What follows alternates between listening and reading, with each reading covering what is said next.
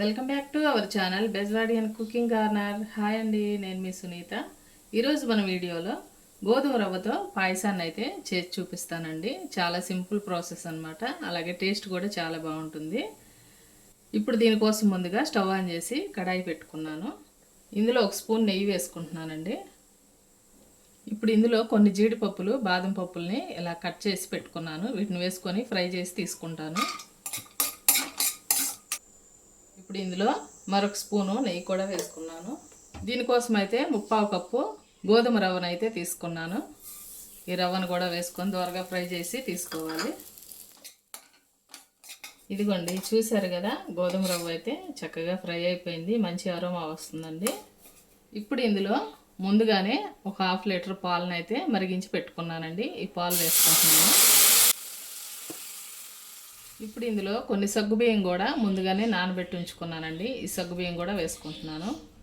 ఈ రవ్వ, ఈ సగ్గుబియ్యం చక్కగా ఉడికేంత వరకు పాలల్లో ఉడికించుకోవాలి. మూత పెట్టుకొని చిన్న మంట మీద 10 నిమిషాల పాటు ఉడికించుకుంటాను. ఇప్పుడు ఈ పాయసం కోసం అయితే 1/4 కప్పు రవ్వ తీసుకున్నాను కదండి, 1/4 కప్పు బెల్లం కూడా తీసుకున్నాను. ఇప్పుడు ఇందులో వేసుకుని బెల్లాన్ని అయితే కరిగించుకుంటాను. కొంచెం వాటర్ పోసుకుంటానండి.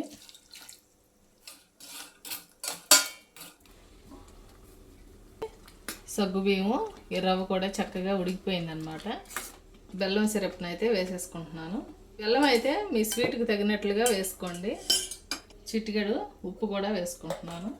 ముందుగా ఫ్రై చేసి పెట్టుకున్న జీడిపప్పులు, బాదం పప్పులు కూడా వేసుకున్నాను. యాలకుల పొడి కూడా వేసుకుంటున్నాను. ఫైనల్లో ఒక స్పూన్ నెయ్యి కూడా వేసుకుంటున్నానండి. ఇప్పుడు ఒకసారి మంచిగా కలిపేసుకోవాలి. స్టవ్ ఆఫ్ చేసుకుంటున్నానండి. సరే కదా, కన్సిస్టెన్సీ అయితే ఎలా ఉంటే బాగుంటుంది. కొంచెం చల్లారేటప్పటికి ఇంకా కొంచెం తిక్కుగా అవుతుందండి. పాయసం అయితే ఇలా రెడీ అయిపోయింది. చూసారు కదండి, చాలా సింపుల్ ప్రాసెస్లో చేశాను. ఎప్పుడైనా కానీ క్విక్గా మీకు పాయసం తినాలనిపించినప్పుడు దీన్ని అయితే తప్పకుండా ట్రై చేయండి. టేస్ట్ అయితే చాలా చాలా బాగుంటుందండి. ఈ రోజుకైతే ఇంతేనండి రెసిపీ. మరో మంచి రెసిపీతో మళ్ళీ మీ ముందుకు వస్తాను. మా వీడియోస్ కనుక మీకు నచ్చినట్లయితే ప్లీజ్ ఒక లైక్ చేసి సపోర్ట్ చేయండి. థ్యాంక్ యూ అండి.